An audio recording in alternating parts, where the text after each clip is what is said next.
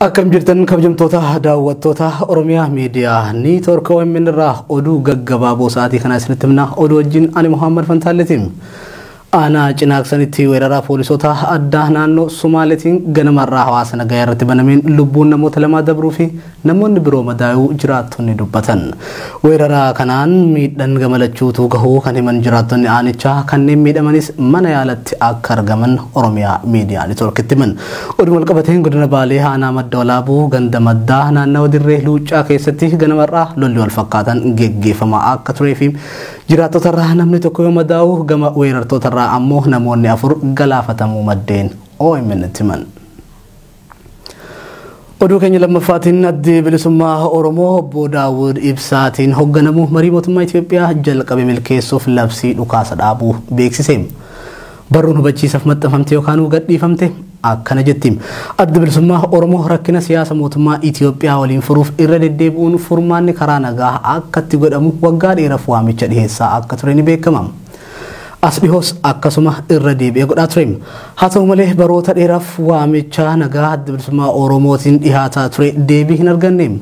Asbihoo kana garuu haasaa jila addi bilisummaa Oromoo hayyu dureen hoogganamuu fi muummichi ministeera Itoophiyaa Dr. Abiy Ahmad waliin adeemsifameen rakkoon jiru karaa nagaa furuuf yaaliin godhamaa ture tarkaanfii tokko fuuldura deemu kan danda'e ta'utti addi bilisummaa Oromoo fudhatama.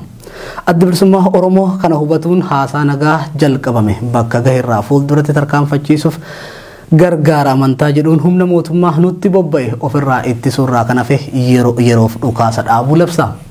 Itti dabaluunis yeroof labsiin dhukaasaa dhaabuu kunis haasaan jalqabame firii eegamu argatee gara lola waliigala dhaabuu gamtaa addi bilisummaa Oromoo fi mootummaan Itoophiyaa akka labsan addi bilisummaa Oromoo abdata. Kana waan ta'eef waraanni bilisummaa Oromoo labsii yeroof dhukaasa dhaabuu dabarfame kana hubachuun bakka jiru hundatti hojii irra akka oolchu shaneen gumii adda bilisummaa Oromoo qajeelcha jedha barreeffamni dhaabbatichaan adoolessa 12 bara 2018 kamisarraa facaafame kun. Nutis kanuma mirkaneeffachuuf egaa gara waajjira shanee gumii adda bilisummaa Oromootti bilbilee argachuuf hin carroomne.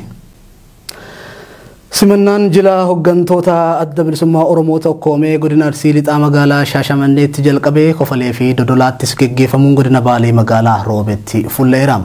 Godina Baalee magaalaa Roobeetti dhufaatii jila hooggantoota adda bilisummaa Oromoo tokkoomeetiif jecha hawaasni adoolessa 10 alaabaadhaan faayamee uffata aadaatiin caanceffamee jala bultii simannaa geggeessaa turuu jiraattonni Oromiyaa Miidiyaa Neetworkitti himan.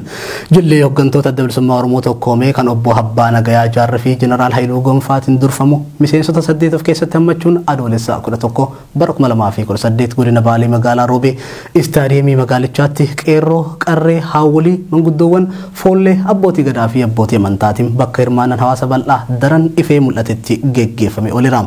Jilli kun ammas magaalota godina Baalee keessatti argaman birootti ce'uun hawaasa naannichaatiin simatamuu irratti argama.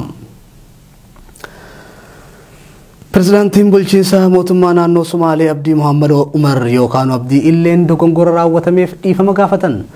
Kana kan dubbatan walgahii idilee mana maree naannichaa kaleessa jalqabame irratti wayita Abdii illeen dhiifama gaafataa jiru kanatti poolisoonni addaa naannoo Somaalee aanaa Cinaaqsanitti weerara bananii jiraachuu maddeen saaxilan.